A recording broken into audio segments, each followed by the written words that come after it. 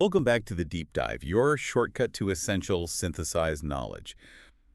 We have taken a really vast collection of resources today. We're talking complex financial formulas, deep architectural history, and some pretty intense personal development strategies. Yeah, it's a lot to cover. And our mission, as always, is to distill all that down into a comprehensive foundation for understanding the entire world of real estate for you. It's quite the scope, you know. Our sources, they range from really granular advice on securing creative financing, detailed formulas for property valuation, all the way to understanding these like anti-urban philosophies that really shaped American neighborhoods. And even a history of racial zoning. Yeah, that too. It's all interconnected. Exactly. So we're not just talking about buying and selling today. We want to build this kind of three-pillar structure for you. First, the internal commitment and strategy you need as an investor. The mindset piece. Crucial. Right. Then the hard numbers, this stuff that defines value and risk. And finally, that essential context of history and architecture, the places we actually buy and live in. Our goal is really to connect those dots, showing how the mindset, the math, and the history are all, well, intrinsically linked. So let's start right where the sources say all success has to begin. The mindset and the mechanism of actually getting things done, execution. Okay, let's unpack this investor mindset. The sources, they're pretty definitive about this. Financial success isn't some happy accident. It explicitly says, without a strong reason, a strong purpose, anything in life is hard. Especially something as demanding as building wealth. Yeah, yes. And the core insight there, I think, is that this decision to pursue wealth, it's not just a single moment. It's like a daily choice you make. A daily choice. How so? Well, your financial future, it's pretty much determined by your spending habits. And those habits, they reflect who you fundamentally are. So if you're struggling financially, the sources kind of suggest it's likely because of poor spending habits, not really a moral thing, just behavioral. A pattern. Exactly. Every dollar you manage, it's a small decision. Rich, poor, middle class.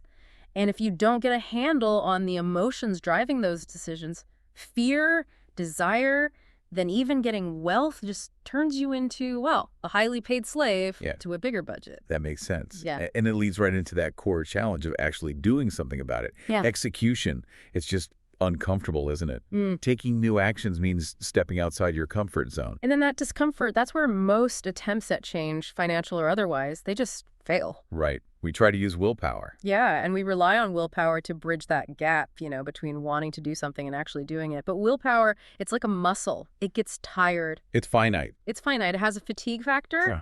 After a long day, resisting the urge to scroll instead of researching deals or choosing the salad over the burger, it uses up that mental energy. So the sources warn against relying only on willpower. It's basically a recipe for failure. Pretty much.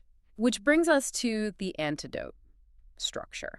And the sources really champion this idea called the 12-week year principle. Sounds like more than just, a calendar gimmick. Yeah, what is that exactly? It's basically a framework. It's designed to create intense urgency and energy. See, traditional annual plans often fail because they're just too spread out. Right. You have a whole year, plenty of time to procrastinate. Exactly. You've got 365 days, so procrastination kicks in around week 4.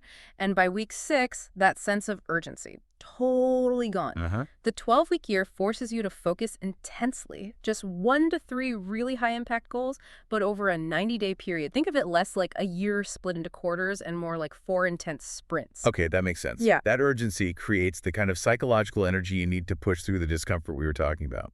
Yes. And within that sprint, you need something called process control. These are the tools, the rituals, the accountability things. They help you stick to the plan even when things go wrong. When you get hit in the mouth, as they say. Right, inevitably.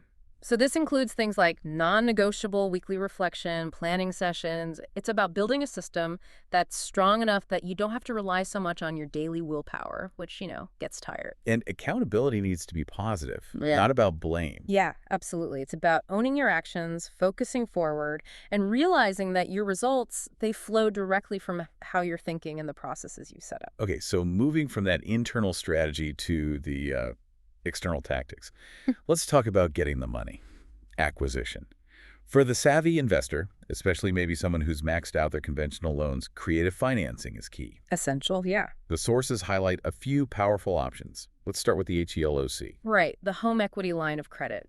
It basically functions like a reviving credit card, but it's secured by the equity in a property you already own. Okay. And the flexibility is huge. Unlike a traditional home equity loan where you get a lump sum, a HELOC lets you draw funds, pay them back, draw them again, up to whatever your limit is. So it's good for flips, repairs. Yeah, ideal for financing quick flips, covering repair costs, or even providing down payments for new rental properties. It's a source of relatively low-interest cash that you can cycle through. But because it's so flexible, there's more risk involved, right? Absolutely. While it often allows for interest-only payments during the draw period, which is great for cash flow, you have to remember this is still a line of credit secured by your home. If you default. You risk losing the collateral, your house. So it's powerful, yes, but it demands that disciplined execution we were just talking about. You need a solid plan. Makes sense. Okay, another powerful source, especially for people starting out or trying to scale up, leveraging government-backed financing. Fannie Mae, Freddie Mac. This seems almost like a cheat code for investors. It's arguably the single best tactical advantage available, yeah. Yeah. It's often called the owner-occupied loan advantage. How does it work? Basically, by agreeing to live in a property for at least 12 months, and you must follow that rule, investors unlock two massive benefits. Maybe what are they? First, the highest leverage, meaning the lowest down payment requirements. And second, the lowest available mortgage interest rates. Wow. And critically, these owner-occupied loans aren't just for single-family homes. They're available for multi-unit properties, too, up to 4 units. 4 units. Seriously. Yep. And the loan limits are substantial. In the continental U.S., they can go up to like $641,650. That's a huge amount of asset value you can finance at really preferential rates. But wait, I have to challenge this a bit. Doesn't the requirement to move every year or so create a massive hassle? Like operationally? Can you really build a long-term life doing that? That's a really crucial operational point, absolutely. For the investor who is laser-focused on rapid growth, say, acquiring 4 properties in 4 years using this method, the strategy works because the financial leverage outweighs the pain of moving. But you're right, it's definitely not a strategy for putting down roots. It requires prioritizing capital growth and getting deals over having a stable place to live. It's a mechanism for accumulation, not settling down. Gotcha. And what about those properties that are, let's say, less than beautiful, the ones conventional lenders might avoid? For those, there's a $203K loan. This is like an investor's secret weapon against competition. Oh, so? It lets you wrap the purchase price and the estimated repair costs into a single mortgage. So you can target properties that need major work, the ones other buyers are scared of. Since you're financing the rehab itself, you're essentially creating equity instantly by improving the asset with borrowed money. And you bypass all that intense competition for the perfect move-in ready homes. Okay, interesting. The sources also mentioned a totally different way to get funding, private lending. This isn't banks, it's relationships. Exactly. Private lending is all about building trust, executing your deals flawlessly, showing you know what you're doing. If you treat your private lenders well, pay them back reliably, on time, often at a better interest rate than they'd get elsewhere, you can establish what's basically an inexhaustible source of funds. Wow. These loans are flexible, they're fast, they skip the rigid bank underwriting, but they demand a higher level of personal integrity. You're dealing directly with someone's personal capital, not a faceless institution. Okay, so let's say an investor has maybe maxed out conventional loans, or they just need a really flexible deal structure. Seller financing is mentioned as the next level.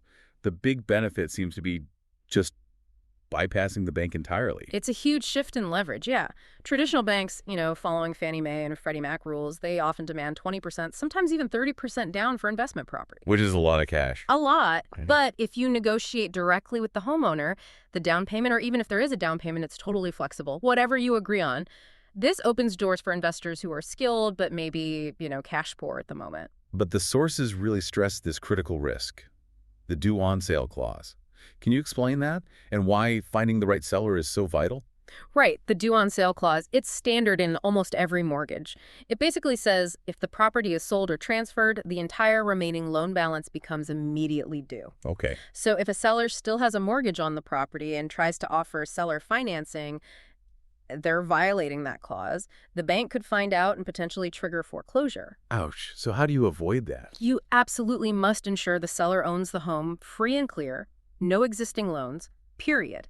This is non-negotiable for a safe seller financing deal. That sounds like it might really limit the options. Is that pool of free and clear homeowners actually big enough to find deals? It's surprisingly massive, actually. The data suggests something like 29.3% of American homeowners don't have a mortgage. Wow, nearly a third. Yeah. We're talking millions of properties across the country that are potentially prime candidates for seller financing. Okay, so if they own it free and clear, why would a seller agree to carry the contract? Why not just take a big pile of cash at closing? What's in it for them? Often it's about getting a superior return on their capital, especially for older sellers or maybe those who aren't super financially savvy with investments. How so? Think about it. If they take, say, a $200,000 cash lump sum, where are they going to put it? A savings account, a bank CD, maybe earning 1.5% APY if they're lucky these days. Right, not much. But by offering seller financing, they can often secure a much higher interest rate on that money, say 6%, 8%, maybe even more. They essentially turn their property equity into a guaranteed high-yielding monthly income stream without the hassles of being a landlord anymore. Ah, so it's perfect for someone older looking to shift from active management to passive income. Exactly. The ideal candidates are often seasoned investors themselves who are moving from the holding phase to the selling phase. They get the power of that monthly cash flow, plus potentially some tax benefits too, like using an installment sale to spread out capital gains tax. That makes carrying the note very attractive for them. Finding the money in the deal is one piece, but actually doing the work, the execution, requires a team. Let's talk about managing professionals, starting with contractors. The advice here seems really practical, focusing more on professionalism than just squeezing every last penny. Yeah, the number one rule, simple but critical, pay them on time. Always. Seems obvious, but... But it matters. Prompt payment, especially using an easy method like a wire transfer, builds huge trust. It means when you have an emergency leak at 10 p.m., you're the client they'll prioritize. Okay. And the sources really emphasize, don't micromanage them and don't nickel and dime them. Trying to argue over $10 on a paint quote or criticizing small material costs, it's counterproductive. Why is that? Because contractors remember that stuff. They'll repay the favor, maybe silently, by putting your job last next time or just quietly padding future bids. It's just not worth the small savings. So you have to fight that natural investor urge to control every single cent sometimes and recognize that the relationship itself has value. It's like relationship equity. Precisely. And there's a smart question investors should always ask contractors about how they operate. Oh yeah, what's that? Ask them what work they do themselves versus what they subcontract out. Why does that matter? Because they're usually much more willing to negotiate pricing on the labor they perform in-house, where they control the margins directly. They'll be far less flexible on the fees charged by their trusted subcontractors for specialized trades like plumbing or electrical. So you focus your negotiation efforts strategically. Clever. Okay, moving on to the real estate agent. The sources suggest their true value goes way beyond just finding listings on the MLS. Oh, absolutely. The best agents act like proactive, trusted advisors. They're gatekeepers to a really valuable network. Their network. Yeah. When you hire a top agent, you're often getting access to their curated list. Reliable contractors, handymen, good lawyers, thorough inspectors. This is absolutely crucial if your strategy involves buying outdated homes. How so? Because having access to those reliable, cost-effective contractors through your agent lets you confidently buy properties for less money, knowing you can fix them up efficiently. You can add equity immediately through that rehab work, boosting the property's value before you even place a tenant. So it changes the game. Instead of fighting over the prettiest, most expensive houses, you can capitalize on the fixable deals that scare other people off because they don't have that network. Exactly. You're equipped to handle the problems. All right, let's shift gears now. We've talked mindset and tactics. Now let's get into the cold, hard mathematics of evaluating value. Investors have to speak this language, right? And it starts with the absolute fundamental, cash flow. Cash flow really is the ultimate metric for buy and hold investing success. And the formula, it's simple, non-negotiable. Income minus expenses equals cash flow. Let's use that example from the sources. Property rents for $1,200 a month. Okay, $1,200 income. Now, you subtract all the operating expenses, property tax, insurance, maybe a vacancy allowance, setting aside money for maintenance, and importantly, the debt service, your mortgage payment. Let's say all that adds up to $1,044.23. Okay. Your monthly cash flow is $1,200 minus $1,044.23, which equals $155.77. Modest, maybe, but positive. That's your starting point. Got it. Now, for assessing the market value of income properties, especially bigger ones like multifamily or commercial, we need to understand NOI and the cap rate. Right. Net operating income, or NOI. This is your effective gross income minus all operating expenses before you account for the mortgage payment. It's a standardized way to measure a property's raw profitability independent of financing. And that NOI is key to valuation. It's the numerator in the most important valuation formula, value NOI cap rate. Okay, let's make that tangible for the listener. Assume that modest property we just mentioned generates an annual NOI of, say, $10,000. Okay, $10,000 annual NOI. Now, the cap rate, the capitalization rate, it's essentially the rate of return you'd get if you bought the property with all cash. It's set by the market. What are investors willing to pay for that type of property in that location? So it reflects risk and desirability. Exactly. So if you're investing in a really hot, low-risk market, buyers might accept a low cap rate, let's say 5%. The calculation is $10,000 NOI divided by 0.05. Which gives you a value of $200,000. Right. But now take that exact same property, same $10,000 NOI, but put it in a higher risk, less desirable market where investors demand a higher return, maybe a 10% cap rate. Then it's $10,000 divided by 0.00. And the valuation gets slashed in half to only $100,000. Wow. The formula clearly shows that inverse relationship. Higher cap rate means lower value, reflecting higher perceived risk or lower demand. This is precisely why you, as an investor, must figure your NOI conservatively. Don't skip reserves, don't assume crazy rent increases. Or you'll end up overpaying based on faulty math. And how do you actually verify what the seller claims their income and expenses are? You absolutely have to ask for the seller's Schedule E. Their tax form. Yes, it's the specific IRS form where they report their rental income and expenses to the government. It represents the actual legally reported numbers. If a seller balks at sharing their Schedule E, big red flag. Huge red flag. It often means they've either inflated their income projections to lure you in, or maybe they've understated income or overstated expenses on their taxes, and now the numbers don't match their sales pitch. Always verify. Okay, when we analyze how well an investment is doing, people often talk about ROI. But the sources make a strong case that ROE, return on equity, is actually the superior, truer metric. Let's break down that difference. Right. ROI, return on investment, is the simple one. What percentage of your original cash investment are you getting back each year? It's okay as a starting point. And you can make it a bit better with annualized ROI, right, to compare things held for different times. Yeah, exactly. If you get a 10% return in just 6 months, your annualized ROI is 20%. That helps standardize things. But the real insight, the reason seasoned investors focus on portfolio performance, comes from ROE. ROE, return on equity. This is the metric of smart capital deployment. It asks, how much money are you making annually divided by the amount of equity you currently have tied up in the asset, not just your original down payment? Okay, walk me through an example. Sure. Let's say you put $50,000 down on a property and it cash flows $5,000 a year.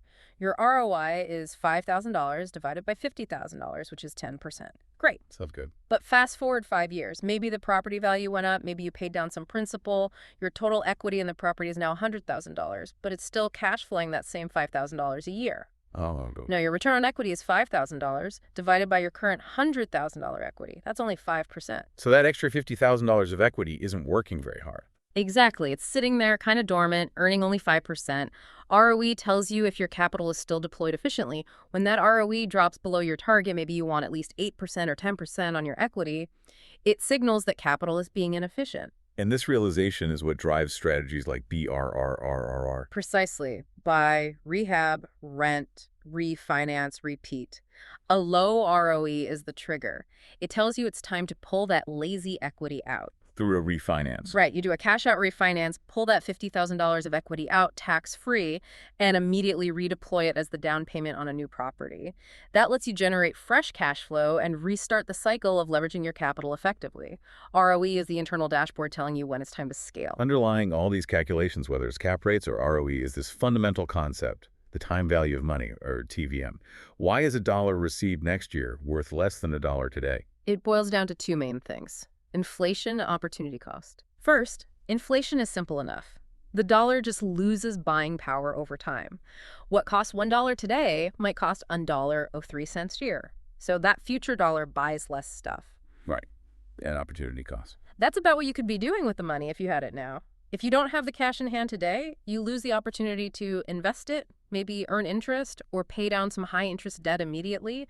That lost potential has a value. So when an investor is looking at a deal, they can't just add up future profits. They have to account for TVM. Absolutely. You have to calculate the present value PV of all the future cash flows you expect. That includes the monthly rent, sure, but also the big chunk of money you anticipate getting when you eventually sell the property years down the line. You have to discount those future dollars back to today's value. Exactly. You need to discount them back to see what they're worth today so you can make a fair apples-to-apples comparison with your initial cost, your down payment. An investment is only truly profitable if the present value of all those future benefits is greater than what you have to put in upfront. So TVM acts like a reality check against overly optimistic projections. It's the firewall, yeah. It keeps your deal analysis grounded in sound financial principles. Now, when you go to borrow money, the dynamic shifts. It's not about your excitement. It's about the lender's risk. How do they decide how much they're willing to lend? What are they looking at? Lenders primarily size the loan based on criteria that protect them. The two big metrics are loan-to-value, or LTV, and debt service coverage ratio, DSCR. LTV first. Loan relative to value. Right. How much are you borrowing compared to the property's appraised value? That value is their main safety net, their collateral. They might also look at loan-to-cost, LTC, especially for construction or rehab, which compares the loan to your total investment. But LTV is generally king for existing properties. And DSCR, debt service coverage ratio. That measures if the property's income is enough to cover the mortgage payments. They want to see that the net operating income, NOI we talked about, is comfortably higher than the annual debt service. Like a DSCR of 1.25 means the property generates 25% more income than needed to pay the mortgage. Okay, let's quickly touch on interest-only loans. These seem like specialized tools, maybe for flippers or highly leveraged investors. They definitely are specialized. An interest-only loan means your payments cover only the interest accruing each period. So the principal doesn't go down. Correct. If you borrow $200,000 at 6% interest only, your payments cover that interest, but the principal balance remains stuck at $200,000 for the entire loan term. Why would someone want that? It maximizes your short-term cash flow because the payments are lower than an amortizing loan, but it's always going to require a full balloon payment of the entire principal at the end of the loan term. And that balloon payment is the big risk, isn't it? The moment of truth. Absolutely the moment of truth. That $200,000 principal in our example becomes due all at once on a specific date. This forces the investor's hand. You either have to sell the property before then, or you have to secure refinancing to pay off the balloon. And refinancing might not be easy. It might not be. What if interest rates have shot up? What if the property value has dropped? What if credit markets are tight? Securing that refinance under unfavorable conditions can be incredibly difficult, even impossible, leading to default. Huge risk if you don't plan for it. Okay, and one last point on loans. Yeah. Selling a property that has multiple mortgages. How does the payoff work? Right. When you sell, the money flows in a specific order. First, you pay all the costs of sale commissions, title fees, legal stuff. Then the mortgages get paid off in order of priority. First mortgage first, then second. Exactly. First mortgage gets paid in full, then the second, then the third, if there is one. And here's the catch. If any of those junior mortgages, the second or third, were interest only. Their balance hasn't gone down at all. Precisely. Their payoff amount will be exactly the same as the original loan amount. That comes directly out of your net proceeds from the sale. You absolutely have to account for those full principal repayments when you're calculating your potential profit on the deal. Okay, we've covered mindset, tactics, and the numbers. Let's shift now from the spreadsheets to the actual physical world, the houses themselves, and the historical context they exist within. This adds, I think, a really crucial layer of depth for an investor. Understanding architecture helps identify authenticity, maybe period value. Absolutely. Knowing the styles helps you understand what you're looking at, what's original, what's been changed, and potentially where value lies. Let's touch on 3 classic American styles the sources highlight, styles you see influencing housing markets all over, especially in older areas. Okay, let's start with Georgia. Very prominent in New England, right? Yeah. How do we spot a true Georgian house? Georgian is all about classical details on a formal, usually symmetrical structure. Key things to look for on the outside.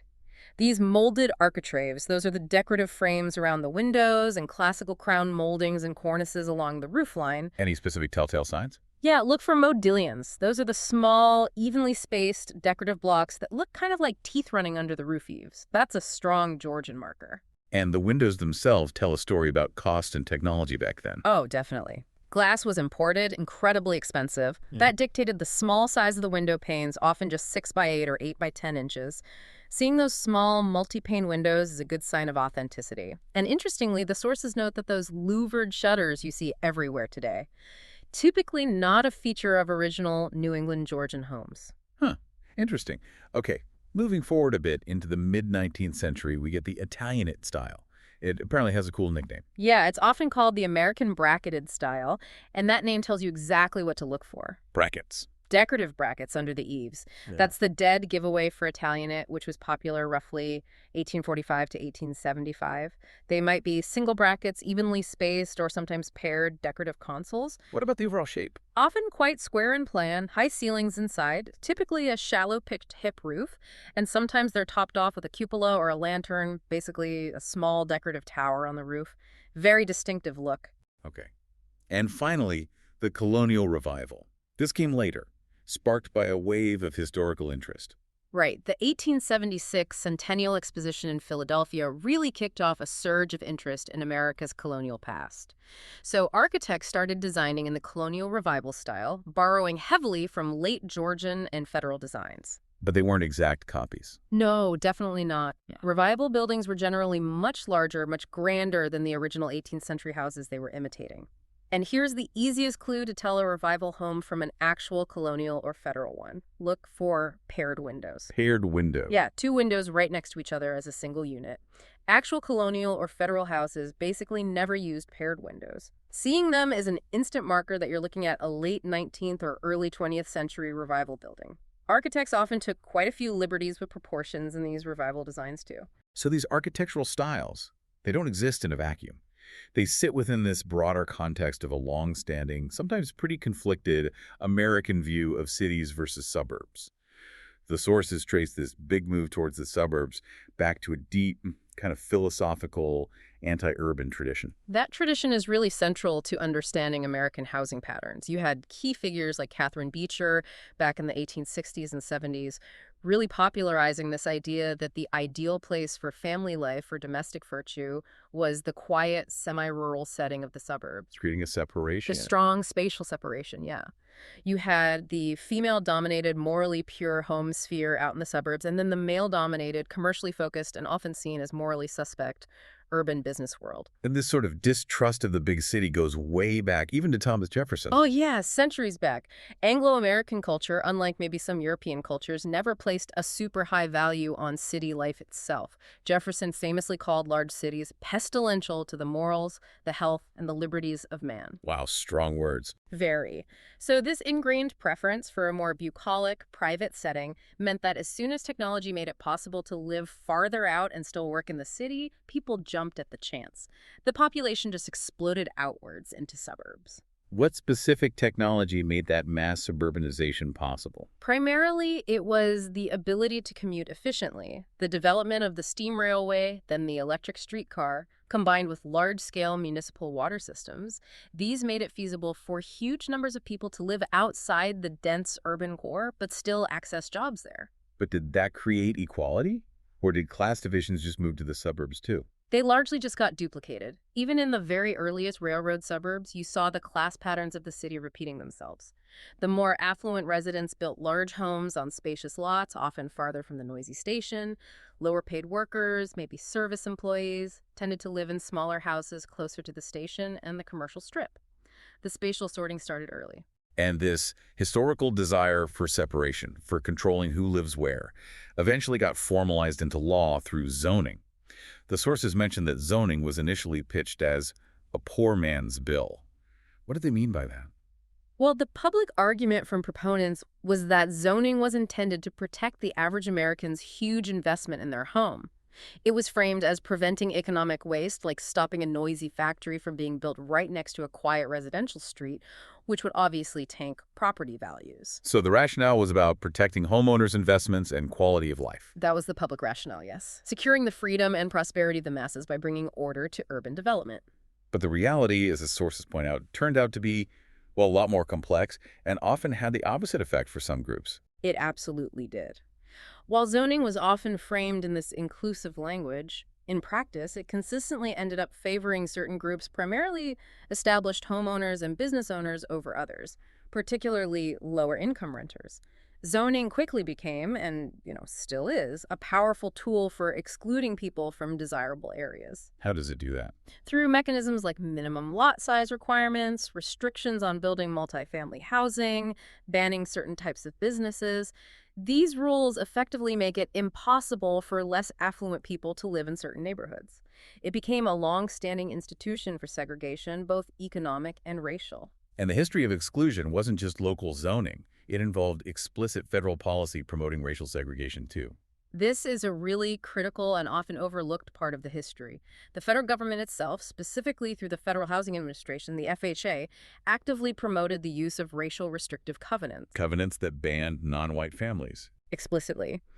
These covenants were written into property deeds, legally barring non-white families from buying or occupying homes in many new subdivisions being built, especially after World War II. And the FHA didn't just condone this, they often required these covenants as a condition for getting federally insured mortgages. Wow, required them. In some cases, yeah, it was described as a virtual precondition. This meant federal support, taxpayer-backed mortgage insurance, was systematically channeled towards segregated white communities and denied to integrated communities or communities of color. This entrenched segregation patterns for generations, laying the economic and social groundwork for a lot of the inequality we still see today. Fast forwarding to the present day, the sources talk about the results of these historical forces in what's termed the new urban crisis. The highest levels of inequality are now concentrated in our biggest superstar cities. That's right. The big winner-take-all cities, think New York, LA, San Francisco, they consistently rank as the most unequal, large metro areas in the country. This is largely driven by the clustering of highly educated, high-earning workers in these very expensive, geographically constrained knowledge hubs, while lower-wage service workers struggle with the high cost of living. But here's a fascinating twist the sources point out. Poverty itself is shifting geographically. It's not just an inner-city problem anymore. No, absolutely not. Poverty is increasingly becoming a suburban problem. This is a major demographic shift. Can you give an example? Sure.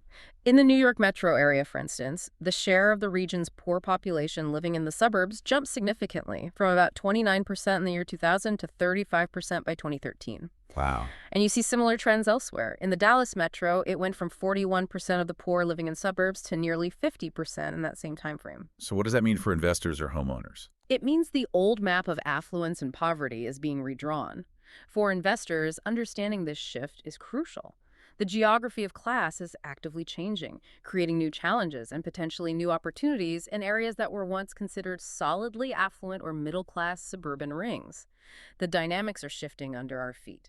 This has truly been a deep dive, hasn't it? Connecting that intensely personal choice to build wealth with these huge macro forces of finance and history. We covered the absolute need for a focused investor mindset, replacing sheer willpower with structure, like using frameworks like the 12-week year. Yeah, getting that execution piece right. Then we dove into that indispensable financial toolkit, emphasizing the difference between simple ROI and that really crucial strategic metric, return on equity, which tells you when your capital is getting lazy and needs to be redeployed. Right, and how NOI and the cap rate formula really determine a property's market value, plus understanding the risks, like with balloon payments on interest-only loans. And finally, we step back to look at the broader context. Those historical ideals that pulled people out of cities and the political tools like zoning and FHA policies that unfortunately baked class separation and racial segregation deep into the fabric of our neighborhoods. A structure that's still evolving today, as we see with poverty shifting out into the suburbs. Absolutely. Success in real estate, whether you're aiming to be a serious investor, just a well-informed homeowner, or even just a citizen trying to understand the world around you, it really demands fluency in all three areas. That personal commitment, the numerical sharpness, and the historical context of the built environment. So as you, our listener, move forward, hopefully armed with this more comprehensive knowledge of both the math and the history, we will leave you with a final provocative thought. We've talked a lot about how powerful explicit ideals, economic systems like leverage, social systems like zoning have profoundly shaped the American housing landscape, often resulting in these deep, lasting patterns of inequality and separation. Given that history and the ongoing evolution we see today, what are the ethical responsibilities of today's investor or homeowner? When you're choosing where to invest, how to build wealth in the current real estate landscape, what role does this history play in your decisions?